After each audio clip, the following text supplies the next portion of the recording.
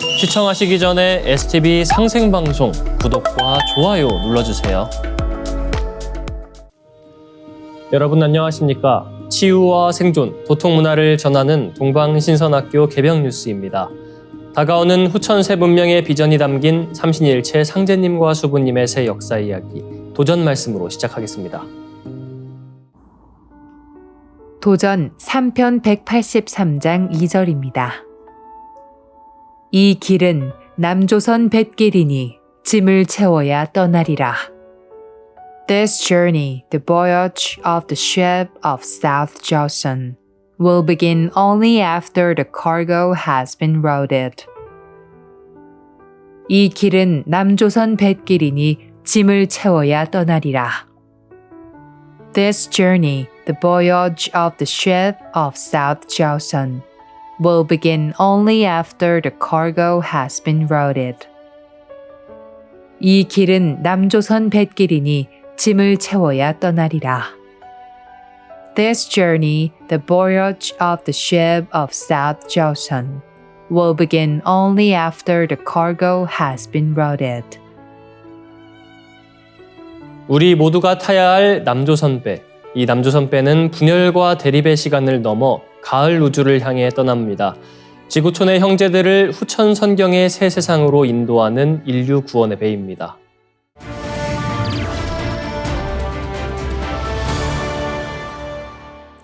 이어서 지구촌 개벽 소식입니다.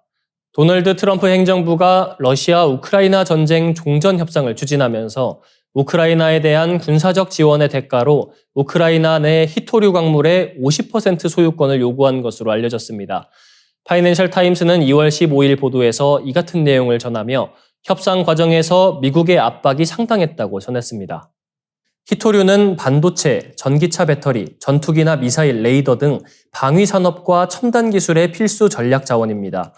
현재 전 세계 히토류 시장의 70% 이상이 중국에 의해 통제되고 있어 미국은 안보 차원에서 히토류 확보를 중요한 전략 과제로 삼고 있습니다. 그러나 트럼프 행정부의 이번 요구는 우크라이나 측에서 받아들이기 어려운 조건이었습니다.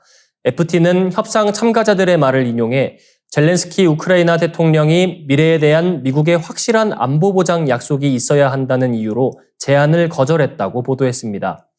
MBC의 보도에 따르면 스콧 베센트 미 재무장관은 2월 12일 우크라이나 수도 키이우에서 젤렌스키를 만나 히토류 광물의 50% 소유권을 명시한 협약서 초안을 전달한 것으로 알려졌습니다.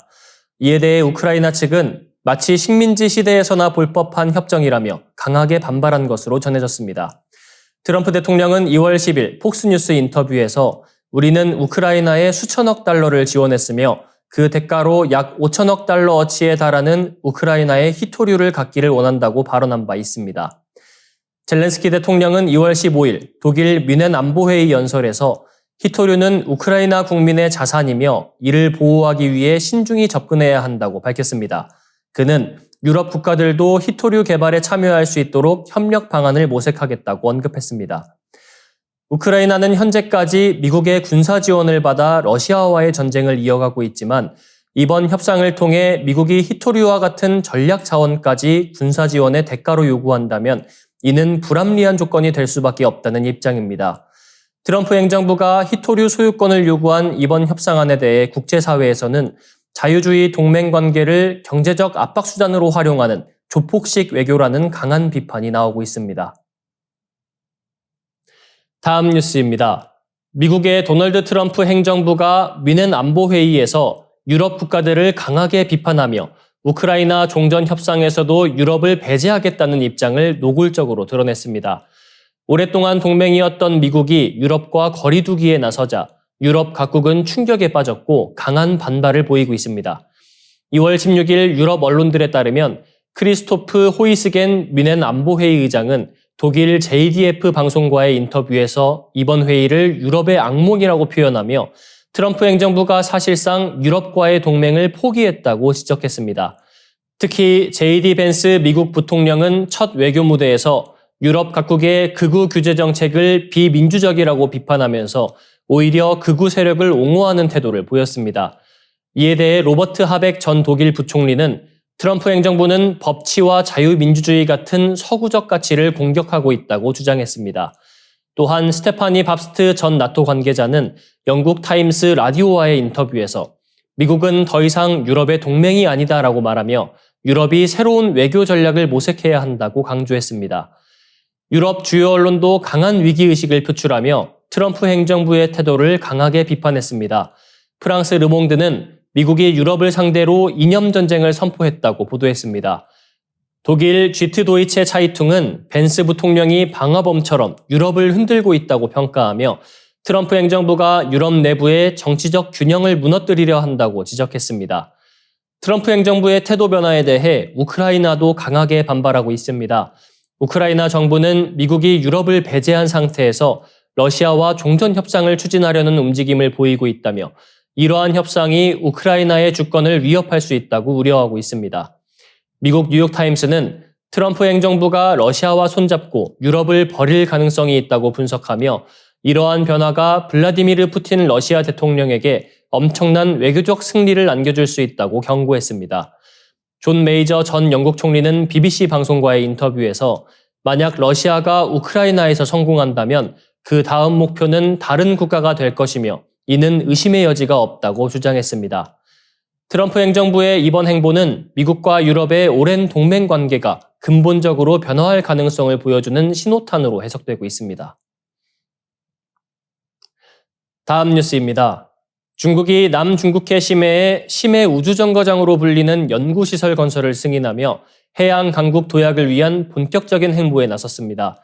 이를 통해 중국은 해양 자원 탐사, 과학 연구, 영유권 주장 강화 등 다양한 목표를 달성하려는 의도를 드러냈다고 2월 13일 사우스 차이나 모닝포스트가 보도했습니다.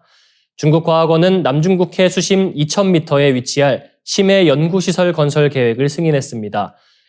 이 시설은 콜드십 생태계 연구시설이라는 이름으로 불리며 2030년경 완공될 예정입니다. 완공 후 이 연구소는 최대 6명의 과학자가 한 달 동안 머물며 연구 활동을 수행할 수 있도록 설계될 계획입니다.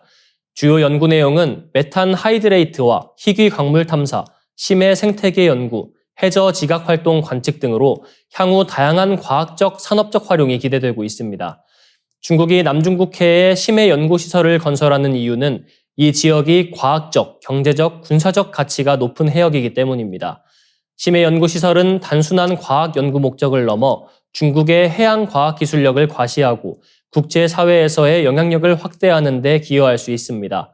중국은 이번 연구시설 건설을 통해 미국과 러시아를 넘어서는 심해 탐사 기술력을 확보하고 해양 강국으로 자리매김하려는 야심을 드러냈습니다.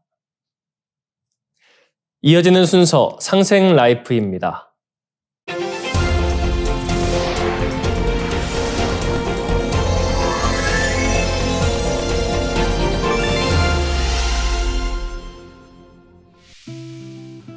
안녕하세요. 일타 증산도 남상현입니다.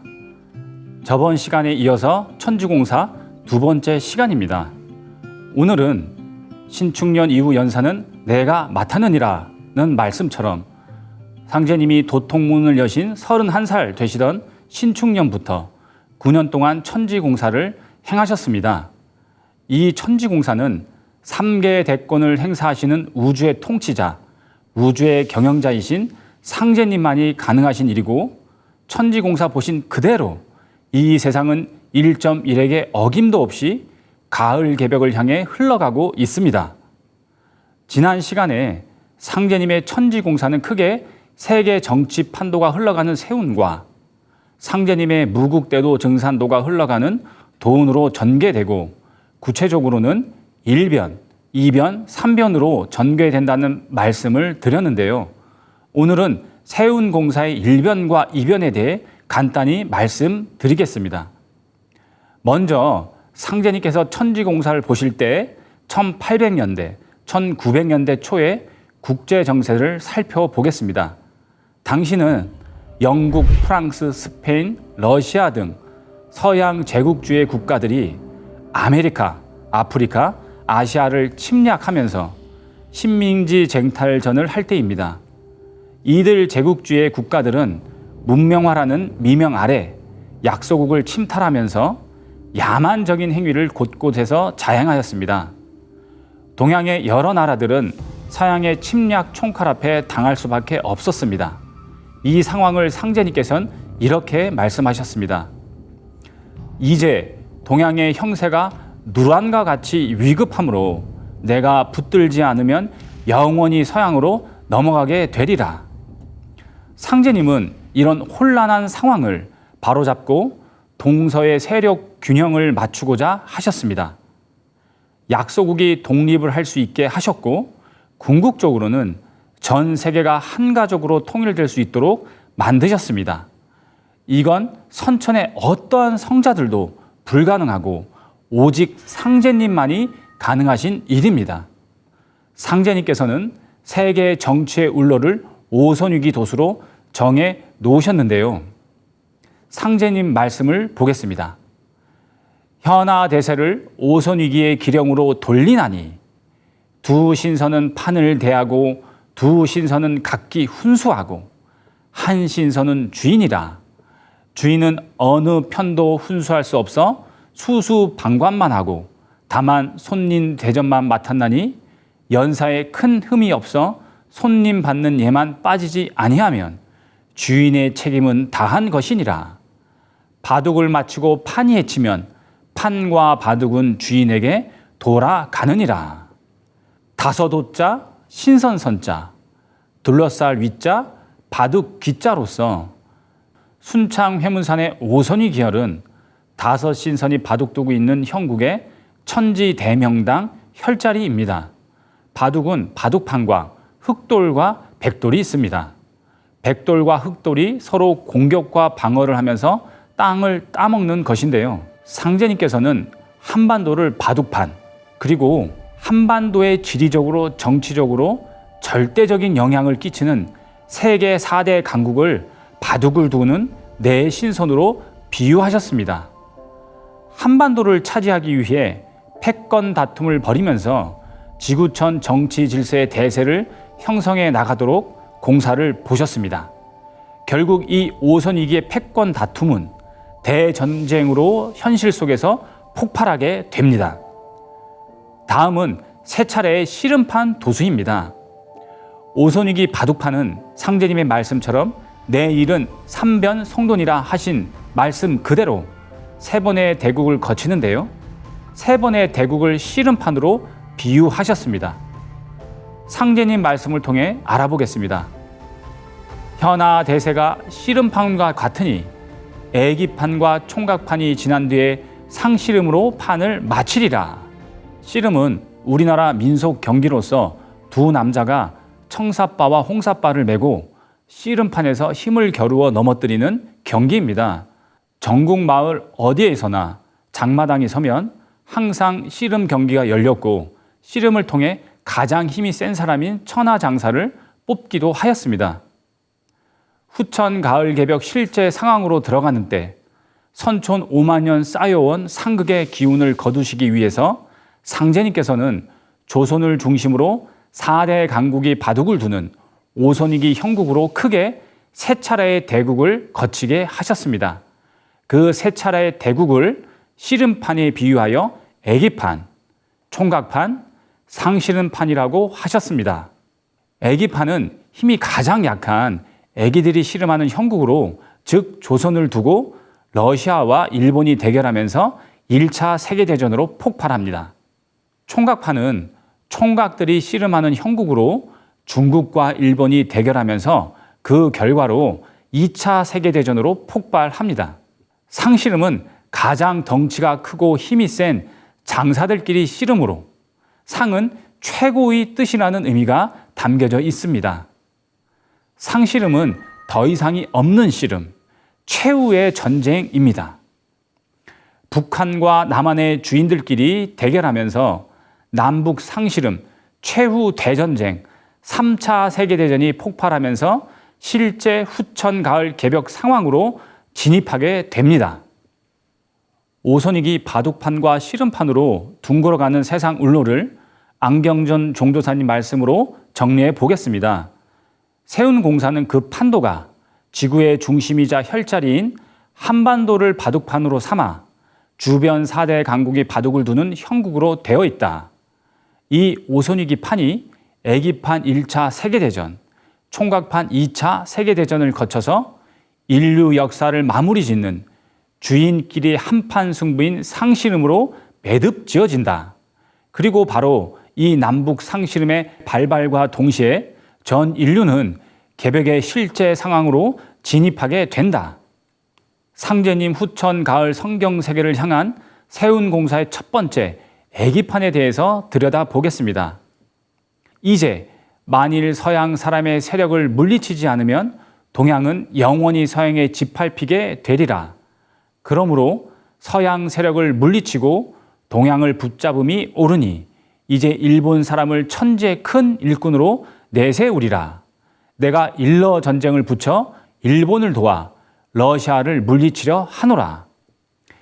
애기판은 일본과 러시아가 조선을 두고 한판 전쟁을 벌인 것입니다.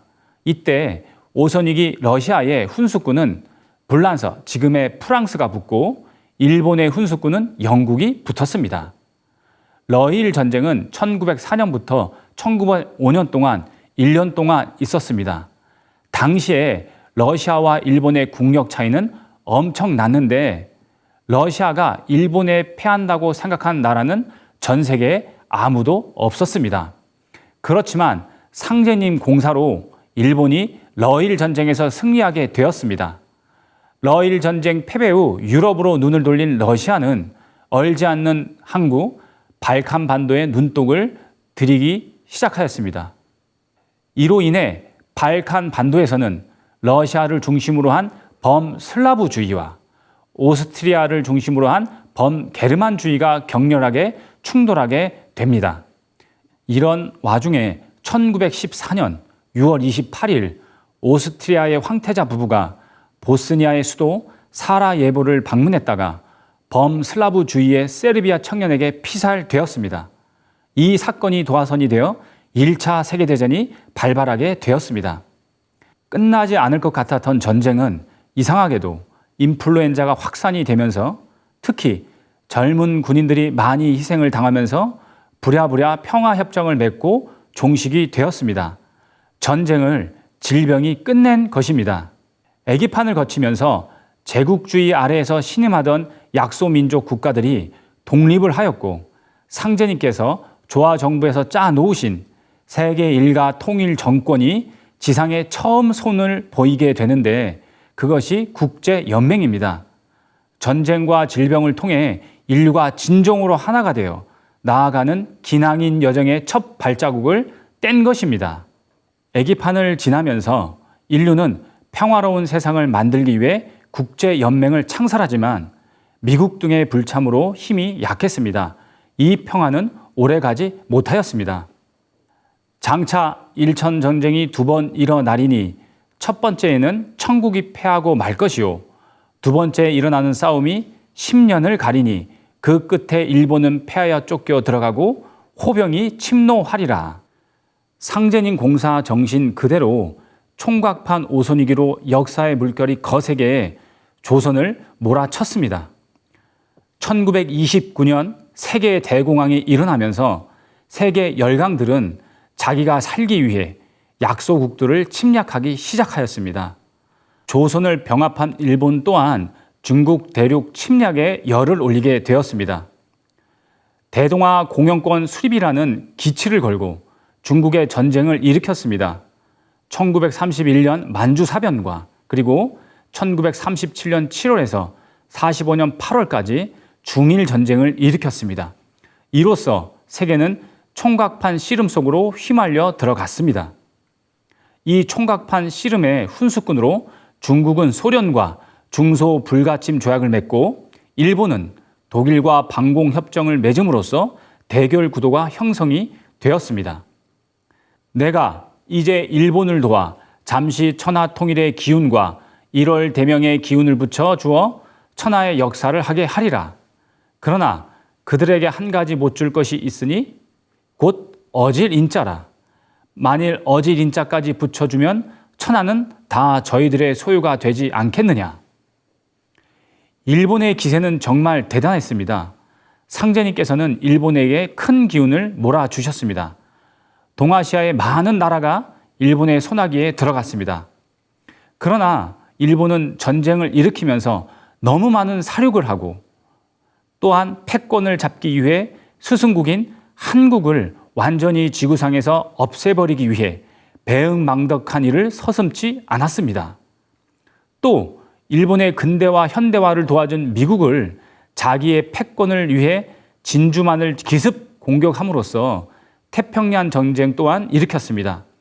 그 전까지 참전하지 않았던 미국을 2차 세계대전으로 끌어들임으로써 일본은 신도의 중엄한 경고, 스승을 저버리고 배신한 자는 만번 죽어도 마땅하다는 배응망덕 만사신의 형법에 걸려 참혹하게 망하게 됩니다. 일본 사람이 미국과 싸우는 것은 배사유를 범하는 것이므로 장광 80리가 불바다가 되어 참혹히 망하리라. 이 공사로 일본은 히로시마 즉 광도와 나가사키 즉 장계에 원자 폭탄 2방을 맞게 되고 전쟁에서 항복하게 됩니다. 그날이 8월 15일입니다. 상제님께서는 핵폭탄이 떨어지는 장소, 날짜까지 정확하게 천지공사를 보셨습니다. 놀랍고 충격적인 일이 아닐 수 없습니다. 총각판인 2차 세계대전은 미국의 전쟁 참전으로 전세가 기울어지고 핵폭탄 투하로 일본이 항복하면서 연합군이 승리하게 되었습니다. 총각판을 통해 많은 약소국들이 독립을 하게 되었으며 세계대전의 재발을 막기 위해 국제연맹보다 더 강력한 세계기구로서 상제님의 세계일가 통일정권 공사가 발현되어 국제연합 유엔이 창설되었습니다. 상제님 천지공사를 알고 보면 상제님 말씀 그대로 한반도는 바둑판인 동시에 씨름판이 되어 세계 역사가 흘러왔음을 알 수가 있습니다. 지금 이 세상의 역사가 상제님이 집행하신 9년 천지공사 그대로 움직여 간다는 사실은 정말 깜짝 놀랄 내용입니다. 오늘은 애기판과 총각판에 대해서 살펴봤는데요. 다음 시간에는 쌍씨름판에 대해서 구체적으로 말씀을 드리겠습니다. 감사합니다.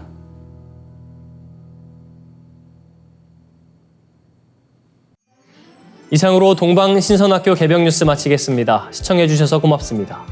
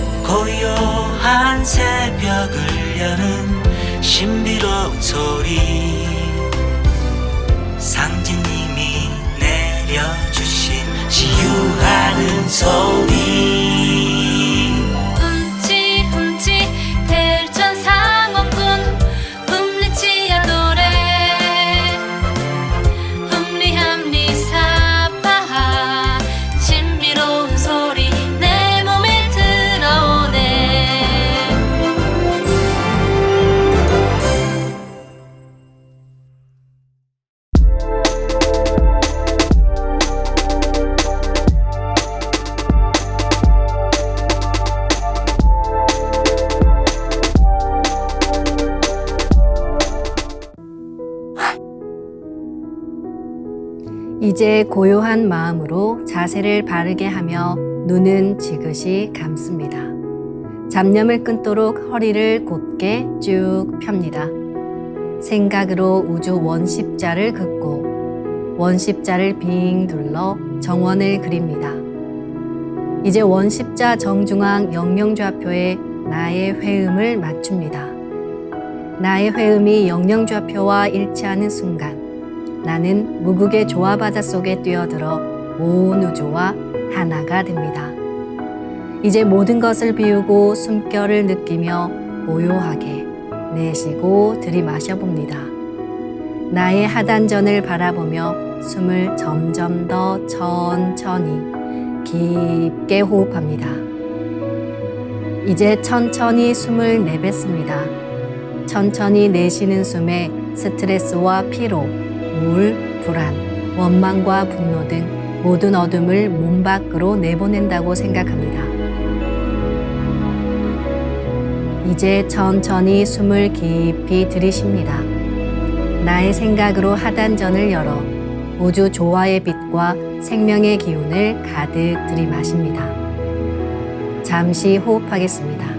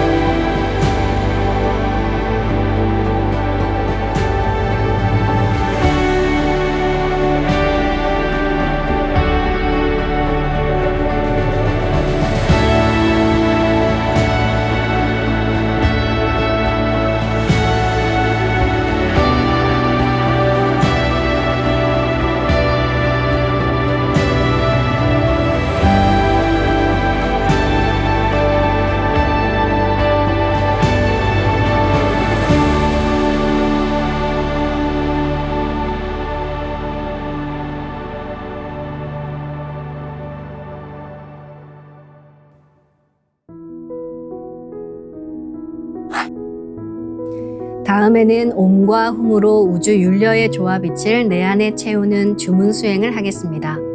이 대우주의 윤려를 내 몸에 실는 가장 지극한 소리가 바로 옴과 훔 사운드입니다.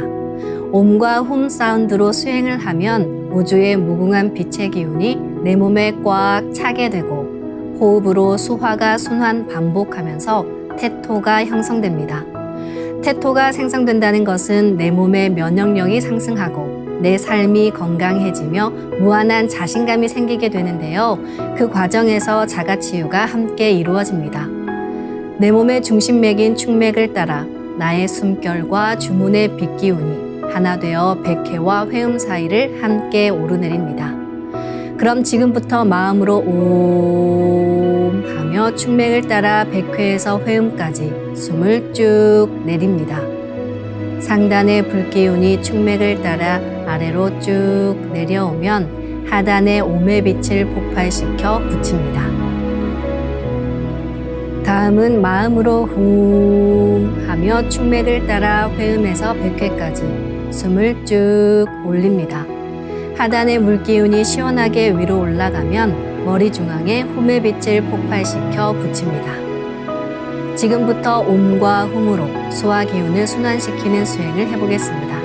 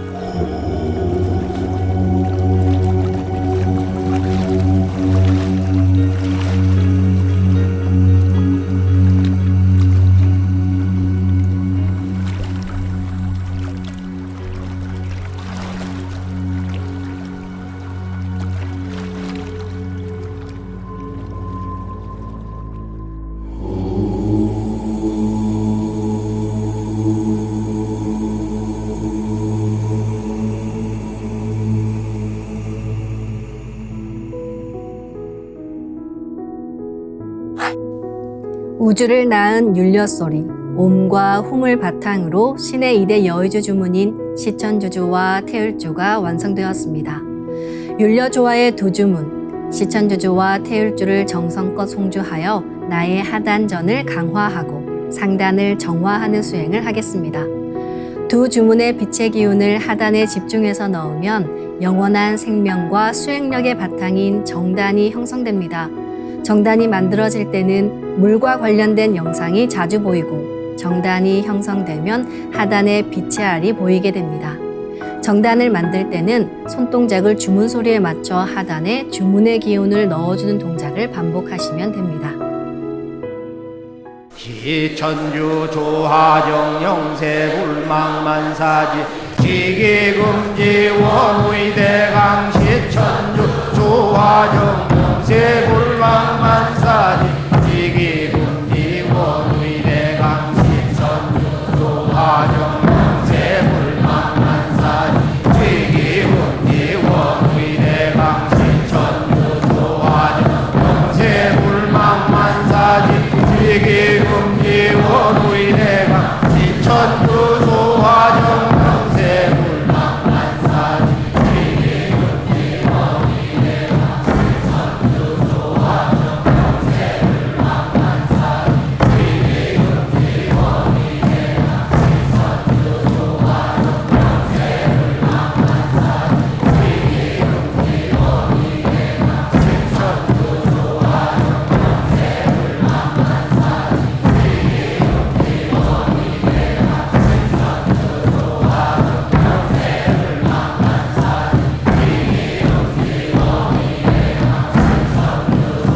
시천주 조하정 영세불망만사지 지기금지 원의대강 시천주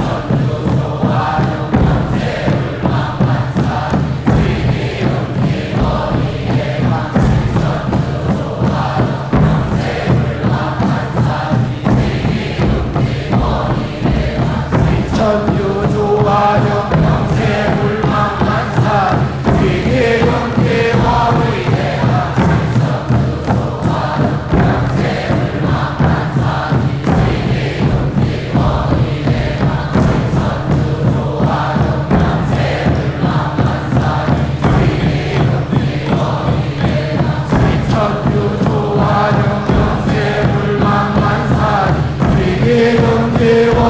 원의대강 시천주 조하정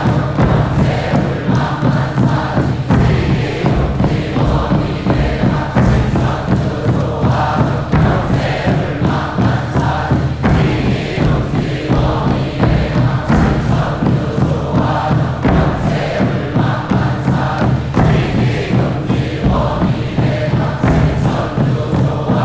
지기금지 원의대강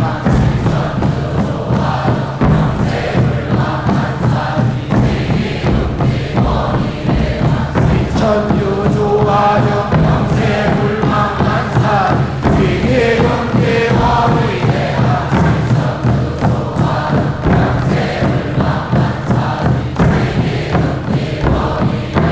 시천주 조하정 영세불망만사지 지기금지 원의대강 시천주 조하정 영세불망만사지 지기금지 원의대강 시천주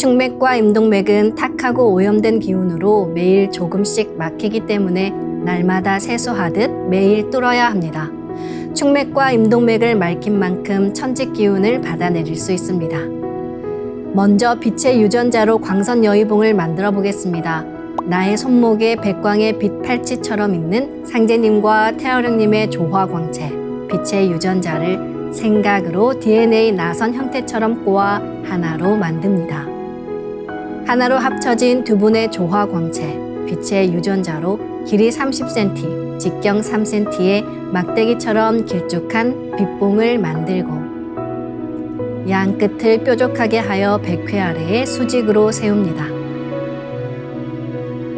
충맥을 따라 생각으로 광선 여의봉을 백회에서 회음까지 위아래로 이동시키면서 막힌 곳을 진득하게 뚫어보겠습니다. 기천주 조하정 영세 불망만사지 지기금지 원의대강 시천주 조하정 영세 불망만사지 지기금지 원의대강 시천주 조하정 영세 불망만사지 지기금지 원의대강 시천주 조하정 영세 불망만사지 지기금지 원의대강 시천주 조하정 영세 불망만사지 지기금지 원의대강 시천주 조하정 영세 불망만사지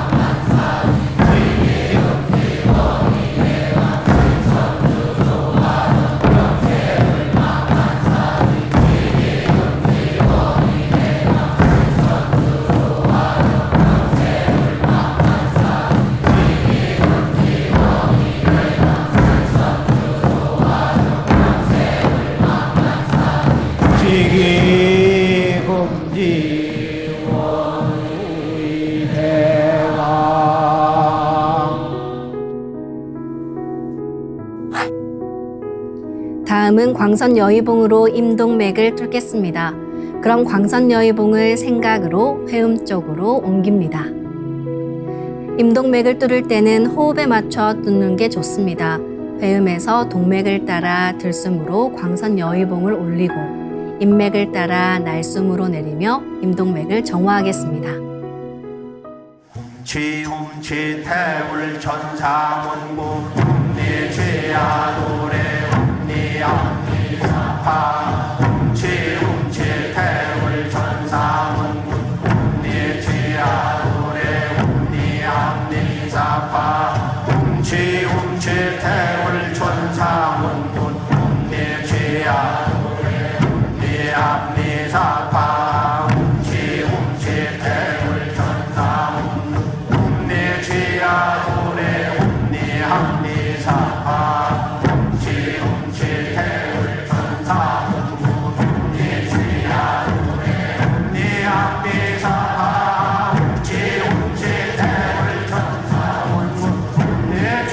ум니암니사파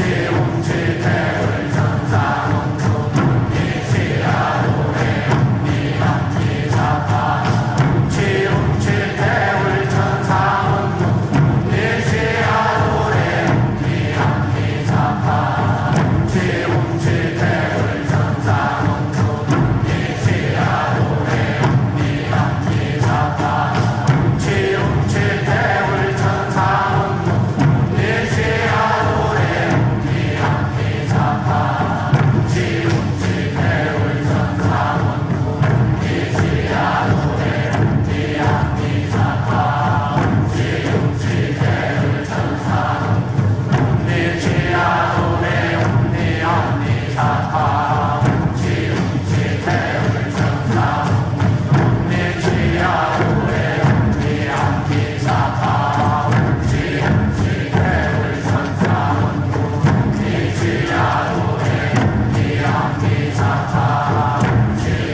천사문구 ум니취야도래 ум니암니사파 취움취태울 천사문구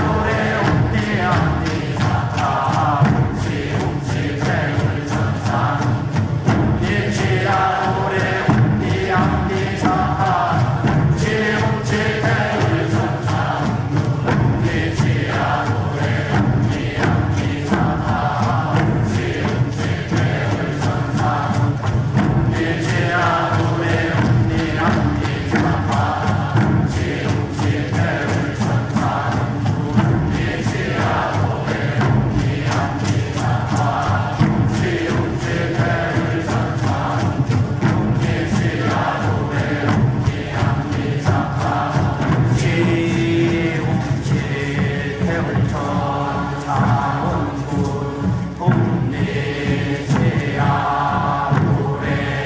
ум니암니사파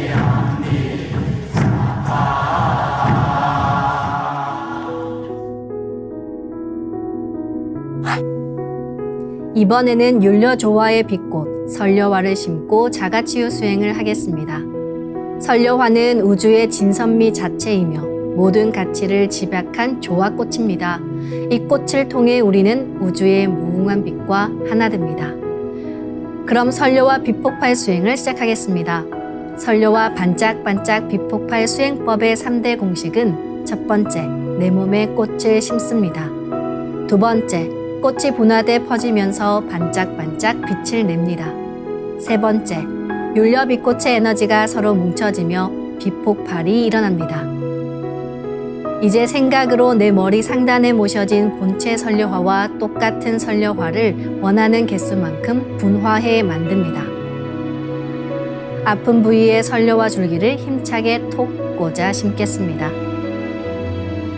지움치 태울 천상운군 움니지야 움니함니사파 움치 태울 천상운 움니지야 도래 움니함니사파 움치 태울 천상운 움니지야 도래 움니함니사파 움치 태울 천상운 움니지야도래 움니함니사파 움치 태울 천상운 움니지야도래 움니함니사파 움치 태울 천상운 움니지야도래 움니함니사파 움치 태울 천상운 움니지야도래 움니함니사파 움치 태울 천상운 움니지야도래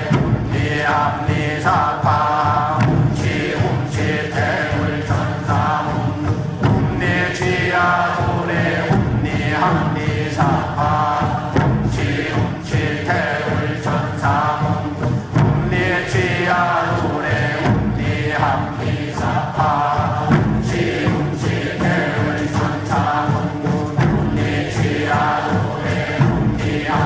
움니함니사파 움치 태울 천상운 움니지야도래 움니함니사파 움치 태울 천상운 움니지야도래 움니함니사파 움치 태울 천상운 움니지야도래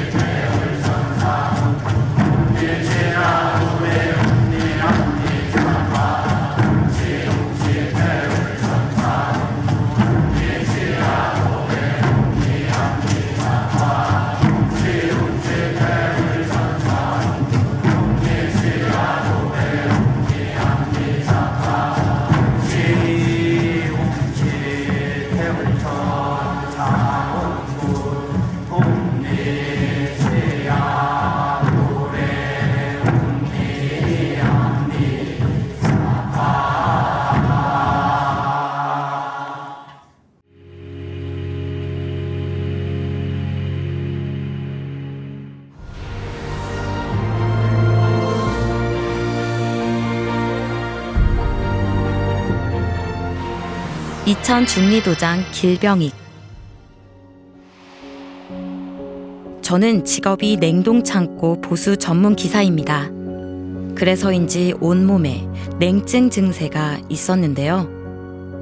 특히 하체가 심해서 오래전부터 잠을 푹 자지 못했습니다.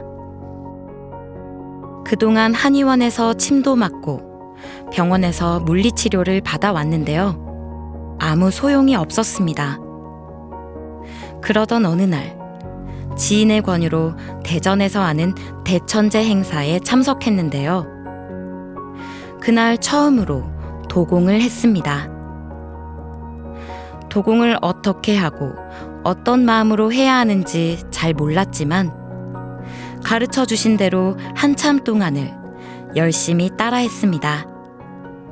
그런데 갑자기 저의 의지와 상관없이 양손이 움직이더니 냉증이 심한 하체를 쓰다듬었습니다. 그러자 뜨거운 불덩이 같은 것이 머리 위로 들어와 온 몸을 차례로 훑고 발바닥 쪽으로 빠져나갔는데 몸속의 냉한 기운이 사라지는 느낌을 받았습니다. 그날 집으로 돌아와 잠자리에 들었는데 그동안 시달려온 하체의 냉한 통증이 사라져 오랜만에 편안하게 깊은 잠을 잘 수 있었습니다. 서울 동대문도장 방정길. 하루는 도공 시작 전 종도사님께서 진식 호흡을 지도해 주셨습니다. 깊이 호흡을 하니 100회에서 회음까지 내 몸이 뚫리는 것을 느꼈습니다. 그리고 나서 도공을 했는데요. 두 손을 불끈 쥔 채로 간절한 마음을 담아 주문 한자 한자를 내 몸에 박는다. 몸의 기운으로 박는다는 생각으로 힘차게 시천주주와 태율주 주문을 읽었습니다. 훔치 네 글자가 파바박하고 내 몸에 박히는 느낌이 들었습니다. 제 주변을 온화한 기운이 감싸면서 순간 옥색과 흰색의 두 가지 색이 섞인 기분 좋은 시원한 기운이 제 가슴으로 쑥 들어오더니 척추를 타고 꼬리뼈로 쑥 빠져나갔습니다. 그 순간 제 요추 부분이 두두둑 하면서 척추가 펴졌습니다. 마치 잡아당긴 것처럼 척추가 세워졌습니다. 제가 60년 가까이 검도를 했는데 20년 전쯤에 다친 요추 4번이 항상 불편했습니다. 재활 치료를 지금까지 해오고 있고 별의별 치료를 다 해봤습니다. 하지만 항상 요추 4번이 불편해서 오래 앉아있기 어려웠습니다. 지병처럼 갖고 있던 통증이었는데 그 부위가 도공을 하면서 싹 나았습니다. 젊은 사람이 된 것처럼 허리가 펴졌습니다. 도공의 은혜에 고마움과 감사함에 집으로 가는 전철 안에서 펑펑 울었습니다. 민망해서 밤인데도 불구하고 선글라스를 끼고 눈이 퉁퉁 붓도록 울었습니다.